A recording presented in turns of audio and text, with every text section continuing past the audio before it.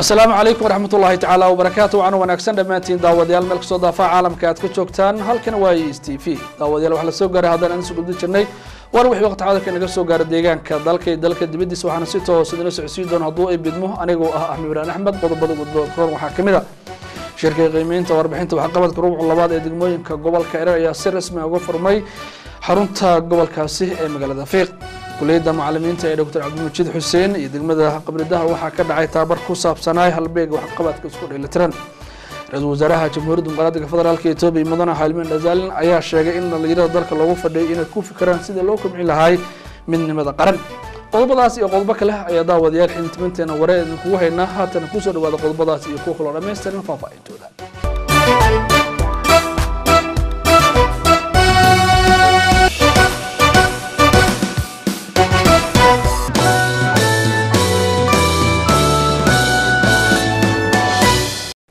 وهاجاك داود يال السنة وناكسن مركله يمكن أن كسر دواد قضاء بدي أو فافاسن شركة قيمين توربحين وحقبت كروع الله بعد الدموين كجبل كإيرر يا سر رسمي أو فرمي حرونت جبل كإيرر أي مجال الأفريق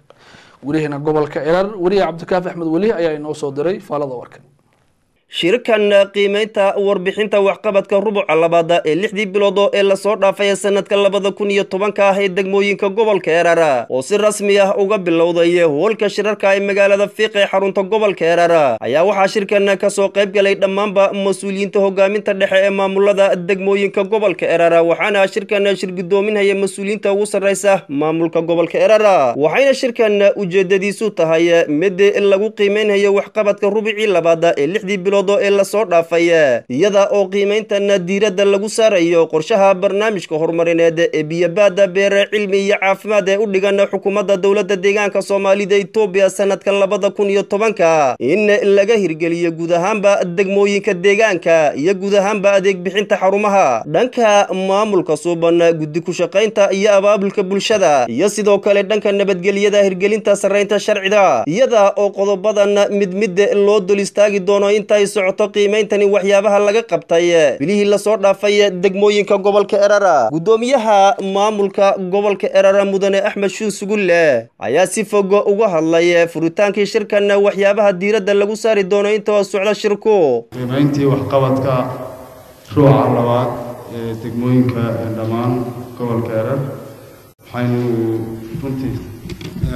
gudagalaynaa dhanka horumarka dhanka maamulka suuban dhinaca nabadgelyada dhammaan qorshayaashii baabacada haday noqoto beerashada dhulka haday noqoto in calaf lala soo baxo haday noqoto beertii meesa iyo xoolihii dhanka ay degmadu ay dhaqaysay haday noqoto dadkii xoolihii loo dhaqayay oo qaybtii loo dhaqayay dadka geeli arigii loodii iyo haday noqoto dhanka magaranayay dejinta qoysaskii aan dejinaynay dhammaan si dheer ayaynu wada dul istaagaynaa intaasi kadib waxa la gudagalay dhageysiga warbixinta waxqabadka 6 bilood ee la soo dhaafay ee degmooyinka gobolka Erer qiimeynta rubuclaha ah oo ah mid ay si joogto ah 3 biloodba hal mar u yeeshaan hogaaminta heerarkeeda kala duwan ee ka howlgashay guud ahaanba dawladda deegaanka Soomaalida Itoobiya ayaa ah mid looga gol leeyahay di shacabka ku dhaqan dawladda deegaanka Soomaalida Itoobiya ay u heli lahaayeen adeeg horumarineed oo tayeysan oo ay ku dheehan tahay cadcadaan iyo isla xisaabtan haddaba qiimeynta warbixinta waxqabadka rubuci labaad ee 6 bilood ee la soo dhaafay degmooyinka gobolka Erer ayaa waxa uu maalmahan soo socda si toos ah uga sii socon doona hoolka shirarka ee magaalada Fiiq Cabdikaafi Axmed Wali telefishinka caalamiga ah ee ESTV magaalada Fiiq kuleeyada macallimiinta ee Dr. Cabdimajid Xuseen iyo degmada Qabridaha waxa ka dhacay tababar ku saabsan halbeeg waxqabadka isku dheelitiran ee marka la soo gabeeyo loo yaqaan BSc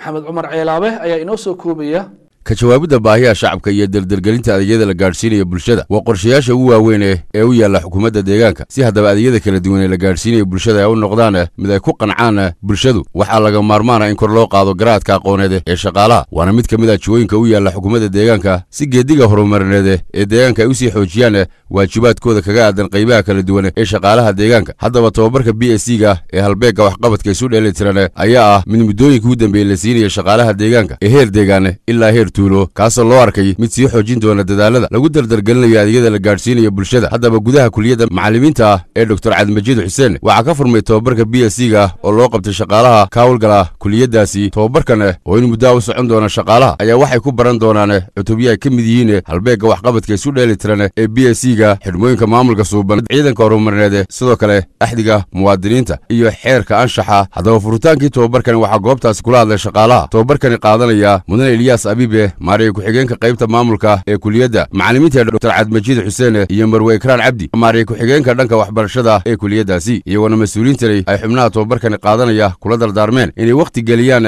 faham yeelashada tobabarkani islamarkaana cilmiga ay tobabarkani ka dhaxlaan noqon doono mid isbeddel laga sugayo inuu ku sameeyo adeeg bixinta la gaadhsiinayo bulshada tababaradan la siinaya qaybaha kala duwan ee shaqaalaha deegaanka ayaa qayb ka ah mid tobabarkani uu sii dhaadhacay heer degmeylaa heertuulo haddaba degmada qabridaar waxaa ka furmay tobabarkan BSc-ga oo loo qabtay maareeyayaasha iyo guddoomiyayaasha qabaliyada hoos yimaada degmada qabridaar ee gobolka qoraxay tobabarkan oo muddada ay xubnahani ku jiraan ay ku baran doonaan xidhmooyinka maamulka suuban halbeegga waxqabadka isku dheelitiran ee BSc-ga iyo cutubyo kale ayaa waxaa furitaankii tobabarkani ka soo qayb galay kusimaha guddoomiyaha degmada qabridaar ahna hoggaanka nabadgelyada maamulka iyo cadaaladda ee degmadaasi qabridaar mudane khaliif xasan sooraan iyo kusimaha xafiiska adeegga shacabka ee degmadaasi qabridaar mudane cabdi axmed maxamed iyagoona xubnahani tobabarkani qaadanaya kula dardaarmay inay sidii loogu talagalay tobabarkan u qaataan islamarkaana fahan u yeeshaan waxyaabaha tobabarkani lagu bixinayo islamarkaana waxay tobabarkani ka dhaxleen u noqon doono mid ay uga adeegaan bulshada islamarkaana ku sii xoojiyaan shaqooyinka kala duwan ee loo hayo bulshada isku soo wadaduuba tobabaradan oo ay ujeeddada ka dambaysa ay tahay mid lagu doonayo in shaqaaluhu ay dhaxlaan jihooyinka ka dhabaynaya qorshayaasha adeeg bixineed ee u yaalla sektarada kala duwan ee deegaanka islamarkaana hannaanka iyo wadiiqooyinka loo marayo ka jawaabidda baahiyaha shacabku ay noqoto mid faham buuxa u yeeshaan shaqaaluhu si ay uga soo baxaan waajibaadka loo igmaday ee loo hayo bulshada qaybyada kala duwan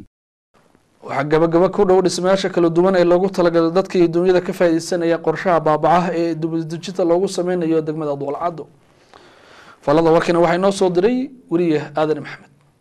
si loo gaaro isku filaansho waara oo lagaga baxo saboolnimada ayaa lagama maarmaan ah in la dejiyo qorshayaal iyo barnaamijyo lagaga saarayo arrimahaasi haddaba waxaa ka mid ah barnaamijyadaas barnaamijka baabaca oo ah isku filaanshaheenii hore waa soo cesho karaa qorshahan oo la geliyey waqti dheer oo ku salaysan aragtida fog ee bulshadu wax ku qabsan doonto si ay uga baxaan baahida barnaamijkan baabaca oo laga hirgeliyey dhammaan degmooyinka uu ka kooban yahay deegaanku ayaa noqon doona mid taariikh looga dhigo saboolnimada wuxuuna barnaamijkani baarsan yahay in la dejiyo qoysas fara badan lana baro sidii ay dhulka ugu foorarsan lahaayeen si ay midho ku filan ugala soo baxaan iyo sidii ay xoolahooda u xanaanaysan lahaayeen si looga helo cad iyo caanaba waxaana degmooyinka uu ka hirgelay barnaamijkani ka mid ah degmada Duulcado oo hadda marayo 80% waxaana bulshada ka faa'iideysanaysa barnaamijkan baabaca loo diyaariyey dhulbeereedan 70 hektar oo ay wax ku beertaan iyo goobihii lagu xanaanayn xoolahooda oo min qoyskiiba la siiyey 5 neef oo lo'ay iyo 25 neef oo adhiya iyadoo ay ka faa'iideysan doonaan 5 iyo 30 qoys oo laga soo kala xuli doono dhammaan qabalayaasha ay ka kooban tahay degmadani Duulcado meeshan aad arkaysaan ee dhismaheedu 75% ay dhamaatay waa magaalada cusub ee la dejin doono 35 qoys ee looga faa'iideynayo barnaamijkan baabacada waxaana loo diyaariyey guryihii ay degi lahaayeen iyo goobihii ay ku xanaanaysan lahaayeen xoolaha waxaana faahfaahin dheeraad naga siiyey gudoomiye ku-xigeenka ahna hoggaanka nabadgelyada iyo cadaaladda degmada Duulcado mudane maxamuud xaaji goobtan aan ku sugannahay waa goobtii baabaca ee ugu talagashay degmada Duulcado inay mataqaanaa la dejiyo reerihii qabalaha Kalmasago ayaa la yiraahdaa way dhammaystiran yihiin guryihii oo 35 guri ah fiidinloogyadii xoolaha mataqaanaa lagu quudinayay iyo masquulihii suuliyadii loo galiyay dadka waan dhamaystiray biyo gelintiina waan gelinay oo mataqaanaa iyana waxa qasabadu wada daayaan shaqadii oo gabagaba ayaa mataqaanaa ka sii socota halkan hadda oo maaragtay inay ugu dambeysay aan sii naashnaashino dhanka beertii qoysaskii 2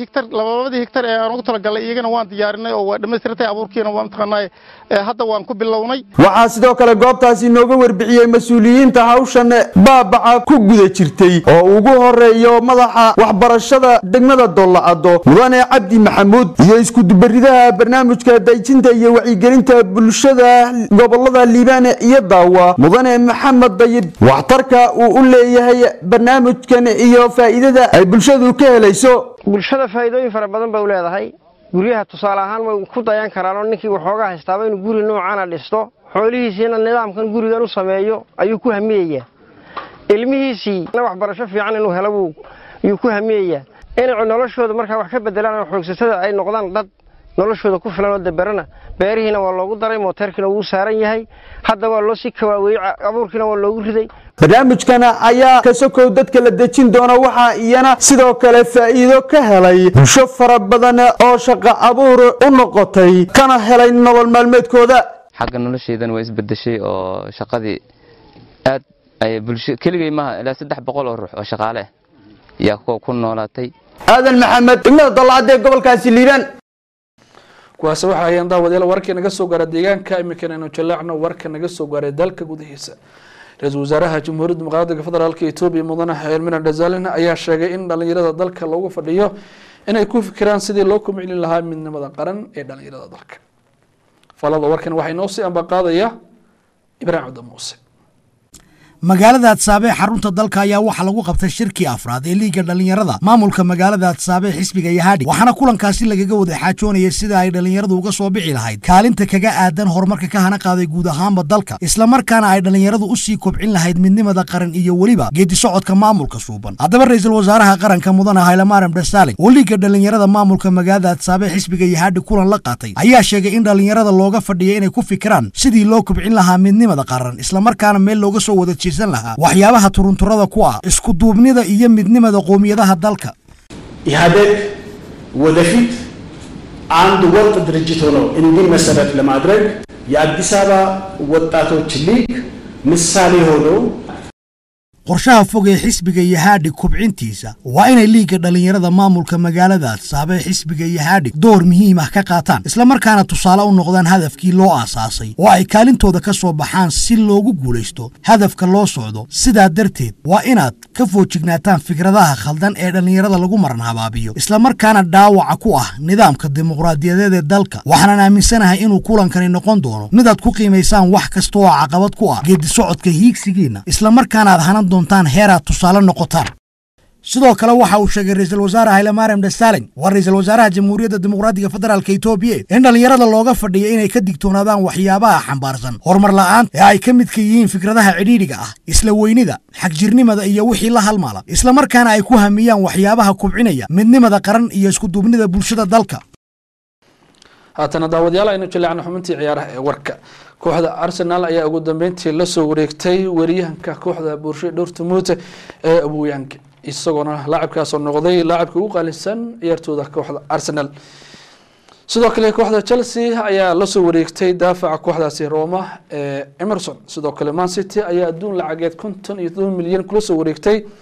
daafaca kooxda Athletic Bilbao ee Aymeric Laporte xubintan oo dhameystiran waxay noo soo diyaariyay wariyaheenna dhanka sportska Maxamed Xasan Cabdullaahi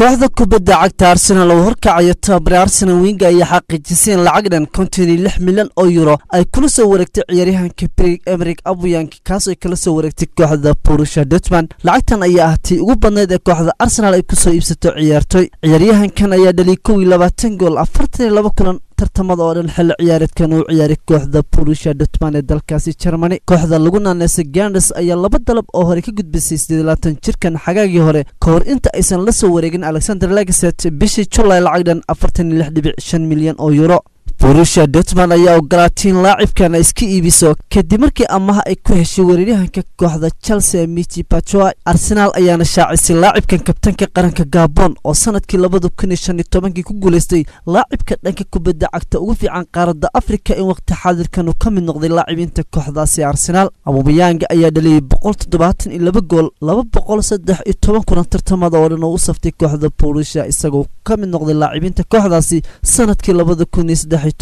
tani intii ku sugnaa kooxdaasi waxa uu kula guuleystay German Cup sanadkii 2017 sanadkii 2016 ayaa loo magacaabay laacibkii ugu fiicnaa Bundesliga dalka Germany kadib markii uu dhaliyay 31 gool xulkiisa Gabon wuxuu u ciyaaray 56 kulan waxa uu u dhaliyay 3 iyo 2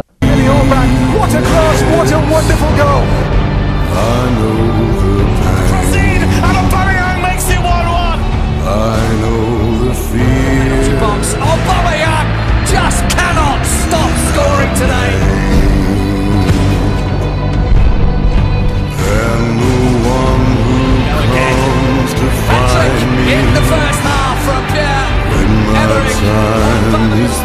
dhanka kalena kooxda kubadda cagta Chelsea ayaa si rasmi ah ugu dhawaaqday inay dhamaystirtay saxiixa difaacii kooxda Roma Emerson Palmieri kaas oo noqday xidigii ugu dambeeyay ee ka mid noqday laacibinta kooxda Chelsea bishan isaga oo kaga soo wareegay dhanka iyo kooxda Roma 26 jirkan ayaa qalinka ku dugay heshiis 4 sano iyo badha laacibkan ayaa kooxda Chelsea u ciyaari kara tartanka Champions League maadaama uu kooxda Roma u ciyaaray tartanka Champions League xilli ciyaareedkan ugu dambeyntiina Manchester City ayaa dhamaystirtay difaaca qaranka Faransiiska Aymeric Laporte kaas oo ay ka dhigan kan ugu qaalisan kooxdooda sidoo kalena noqday difaaca labaad ee ugu qaalisan dunida isaga oo kaliya ku xiga ciyaaryahanka Virgil van Dijk oo lacag 75 milyan oo pound ay ku soo iibsatay kooxda Liverpool Aymeric Laporte waxa uu saxiixay heshiis 5 sano oo uu ku sii joogi doono kooxda lagu naanayay Tennis kadib markii ka bixiyeen lacag 57 milyan oo pound 26 jirkan wuxuu noqday xidigii ugu qaalisan abid kooxda ka dhisan garoonka Etihad Stadium waxa uu kala wareegay rikoorkaasi ciyaaryahanka Kevin De Bruyne oo xagaagii 2015 ka yimid dhanka kooxda Wolfsburg ee dalka Germany Manchester City oo xilli ciyaareedkan hal gool daro la kulantay dhanka Premier League ayaa tan markii Pep Guardiola u yimid kooxda Manchester City wuxuu suuqa ku qarash galiyay lacag dhan 269.5 milyan oo euro